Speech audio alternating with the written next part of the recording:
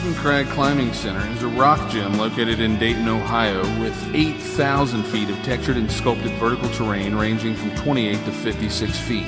For more info, go to urbancrag.com or call 937-224-CRAG.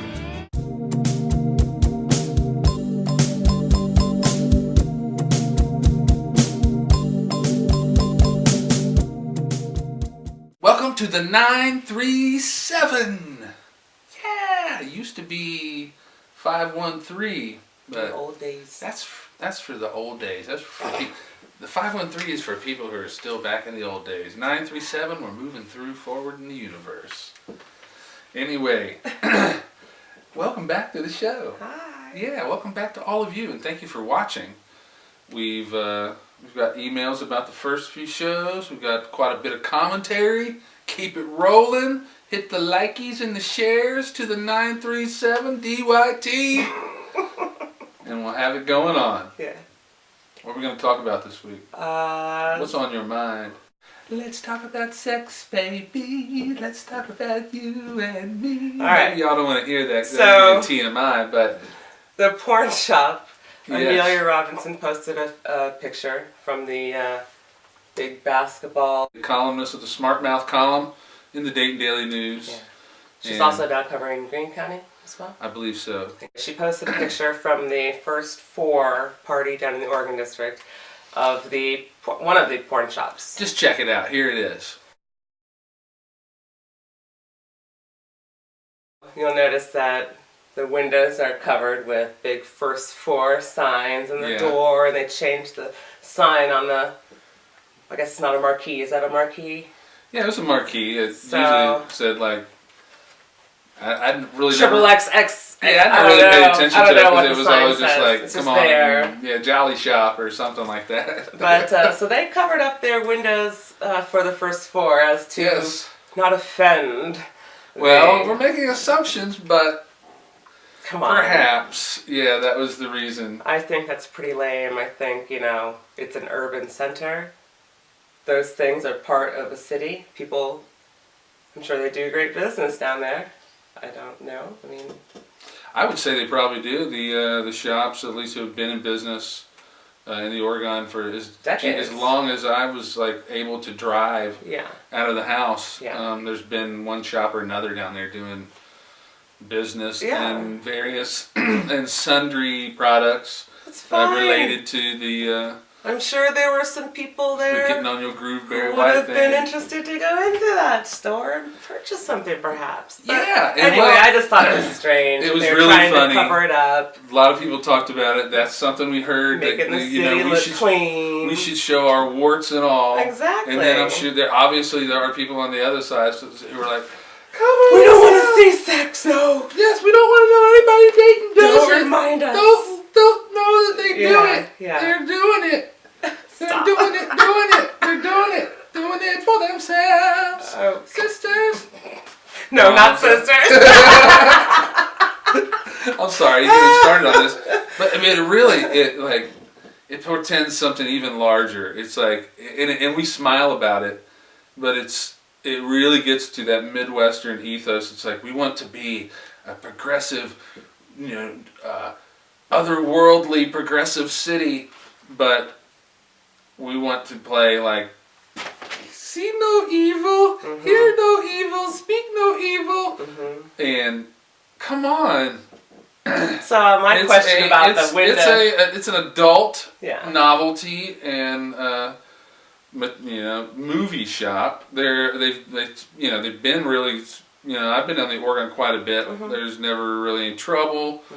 I know a dude that works in there from back in the day. Used to see him in the music scene. Good guy. What's the problem? Well, it's just the whole uptight American scene. And young people really, everyone's talking about attracting young people. Young people do not want to be in areas that are perceived as morally rigid. That's true. I don't want to be. No, I do not want to be perceived as morally rigid. I'll realize, I guess the morals always comes down to, you're wrong when your fist crossed the plane and hits my face. You can say anything else to me you want to, and the same thing goes with like social behavior. You can act a certain way in public as long as it doesn't affect the happiness of others. And someone going to the sex shop, obviously, it affects their happiness. Obviously, they believe so enough in order to invest in products related to that, to said happiness. Hey, it's a huge industry. And everyone smiles when we talk about it. Everyone, everywhere. It's like, yeah, So, yeah, I thought that was interesting. Yeah, it really does. So Dayton or whoever, I don't want to blame the city because I think there was another organizing committee who organized this. City gave them a little money. The city had to have given them somebody gave them some money. Yeah, well, let's not blame anybody. We don't know the facts on who talked to and to what. But come on, just let them show their product. They could have had like basketball related products. Will Chamberlain's cast thing. Yeah, used by thousands. Yeah. Thousands of customer testimonials. Yeah. Yeah. So. And it gets to a whole nother thing. We don't want moral rigidity. So let's, in Dayton, start the conversation. I always have to start a conversation because people are like, oh, I'm afraid to say a conversation. Let's get real and let's act like adults and like quit acting like nervous ninnies. I don't know what where this whole like we're all ashamed of sexuality. It's what we do. It's religion. That's why. Yeah, it's what we do to be created. And no, we're not advocating people humping in the streets and giant Roman orgies, covered in wine and sin. Well, maybe you. No, we're kidding. But yeah, we need a red light district in Dayton. Why are we letting the North Dixie Strip get all the action? We're so afraid of it that we want let's stomp it out like whack-a-mole. But let's designate a district for it, and then it could be Well, let's make it a nice district and kind of clean. North Dixie is like a wasteland. Well, there's only so much clean you're gonna have to booby bar land. Well, I mean. But you're gonna have certain standards. There's nothing happening nobody wants to go up to Dixie. It's not a place. Yeah, like old pervy dudes. I guess I don't know. It's just it's like bizarre land there. But yeah, if you don't want that, if they don't want it so bad, they're embarrassed of that. Give it its own spot in the city. Designate it red light district. Patrol it with it. The city could make a jackload of money because people are obviously very horny in America. Everywhere. Yeah, well, there's they've got plus there's this whole influence of religion where people just ain't getting it because they're denying themselves and they're denying that they are. Or they're lying to everybody else and they're doing crazy things in the bedroom while they're saying other things. Exactly. So let's start getting healthy. It was kind of unhealthy that we have that. Yeah, let's just not ignore it. There's no reason to ignore sex.